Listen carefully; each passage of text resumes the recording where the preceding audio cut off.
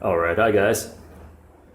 On a little working vacation here in Mexico, and I wanted to share a couple cool ideas with you. So, step one, do you know what it means if I say 1, 4, and 5? Because they're everywhere. So, for example, if we're in the key of C, 1 is C. So, C, D, E, F is 4, G is 5. Sometimes it's really as simple as that. And those are our 3 primary chords. So almost any style of music, going all the way back to classical music and beyond, is going to be those 3 chords. Other chords are there, sure. But whenever people say 3-chord songs, it usually means those 3 chords, right?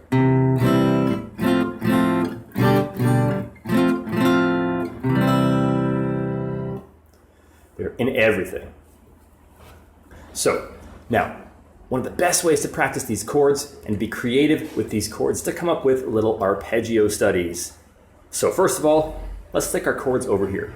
So we've got C. Hopefully you know your basic bar chord shapes. That's something for another time if you don't. F and G. Now, today we're going to do a 1, 4, 5, 4. You hear this all over the place, any style of music. Down here, I've been listening to a lot of reggae and Caribbean kind of stuff. So I got,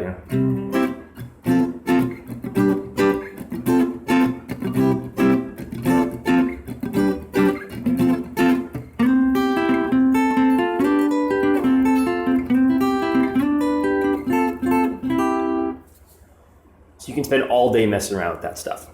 But one of the best ways to do this with any chord progression, this is just my example for today, is to give each chord a duration. So we're going to say 1 bar per chord. Then you're going to take either the chord shapes or the full arpeggios if you know them.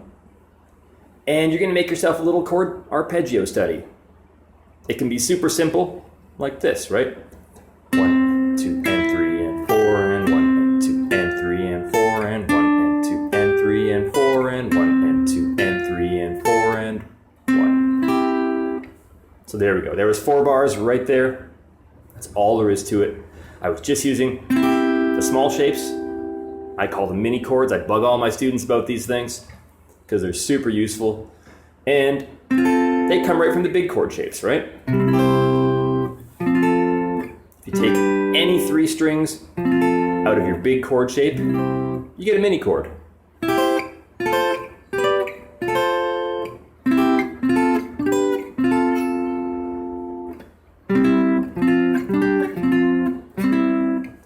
So you could just do it like that.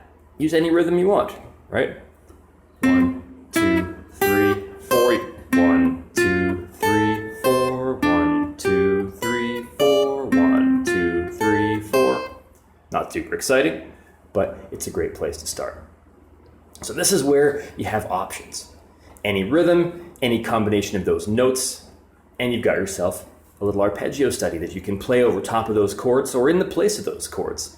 If you got other people playing with you, maybe someone else is playing the chords, or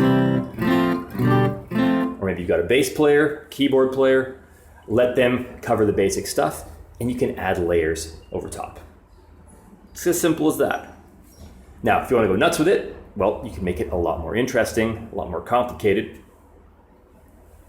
by adding different notes from your scales, by adding notes that aren't in your scales, by turning your basic arpeggios into fancier arpeggios with 7s and 9s and 4s and all sorts of cool stuff. But that's a great place to start. So, for example, well, let's go back to that. I'm going to play this really slowly. I'm not going to give you tabs or anything like that because if you can't do this by ear and using your eyes a little bit too, then that's something that you should practice. Okay. So, let's keep this super simple. We're going to go 1 and 2 and 3 and 4 and 1 and 2 and 3 and 4 and 1 and 2 and 3 and 4 and 1 and 2 and 3 and 4 and 1 and 2 and 3 and 4 and 1 and 2 and 3 and 4 and 1 and 2 and 3 and 4. I'm just going to do this for a little bit. Try and join me.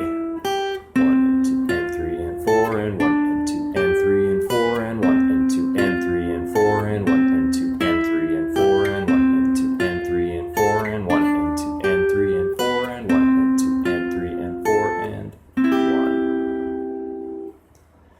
there's step one.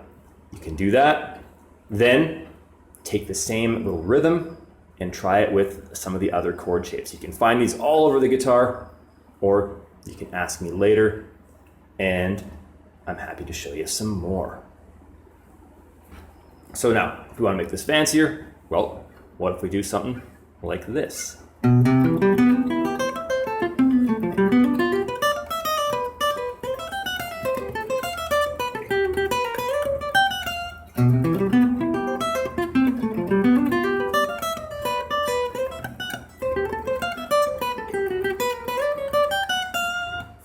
little tricky to play on this guy, but there's something I've been messing around with. Again, I'm going to do that extra slowly, just so you can see the general idea if you want to see what's going on.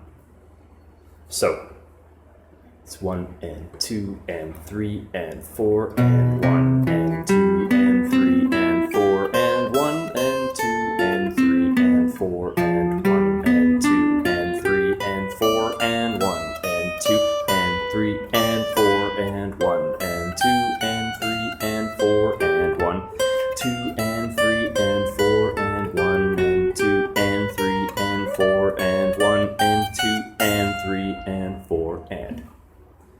So I was outlining all three chords, but I added a few sevens in there, I added a couple little chromatic passages, and it just makes it more interesting. So the possibilities are absolutely endless. This is my first time doing this on my phone in a little while, so it's getting used to where do I look at?